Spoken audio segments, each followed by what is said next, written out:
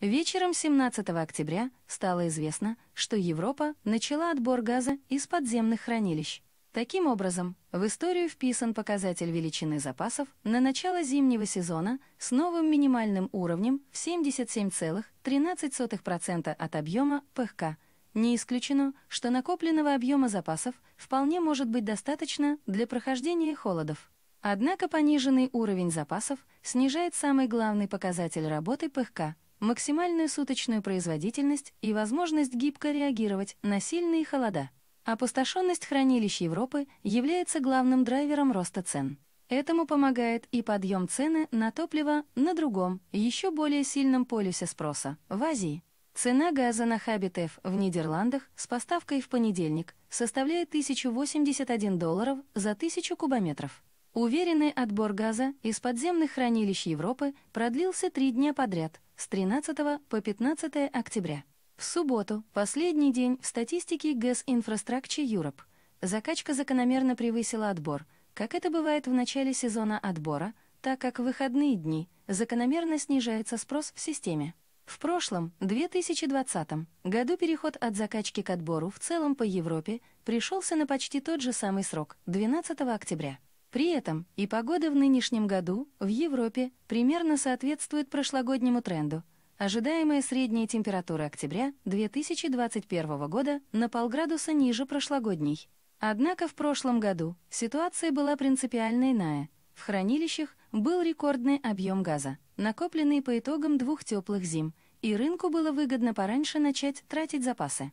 В этом сезоне запасы находятся на исторически минимальном уровне, и были ожидания, что закачка в ПХК Европы продлится дольше, так как надо нарастить побольше резервов.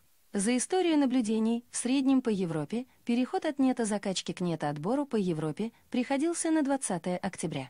Самый поздний срок начала отбора был зафиксирован в 2013 году, 3 ноября. «Газпром» тем временем продолжает закачку в свои объекты хранения в Австрии, Хайдах, заполнено на 20%, и Германии, Йомгум, доля «Газпрома» заполнена на 82%. На паузе ни закачки, ни отбора стоят германские ПХК «Катарина», заполнена на 43,4%, Редин – 9,45% и Бергермейер в Нидерландах – 27,30%. «Газпром» также располагает мощностями хранилищ Домбаржице в Чехии и Банатский двор в Сербии, но данные по ним не отображаются в системе Gas Infrastructure Europe. Российский концерн, наряду с другими участниками рынка, также использует виртуальное хранение, организованное за счет коммерческого взаимодействия европейских контрагентов и применения различных финансовых инструментов, но информация об этих ресурсах не раскрывается. Приток сжиженного природного газа, СПГ, на терминалы региона в начале октября 2021 года растет на 4% по отношению к прошлогоднему уровню.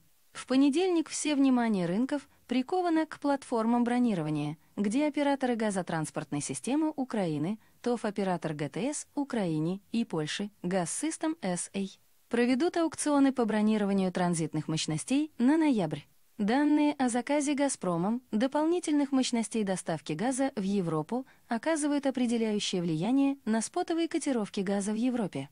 Высказываются ожидания, что после 1 ноября ориентировочная целевая дата завершения создания в России директивного уровня запасов газа к зиме.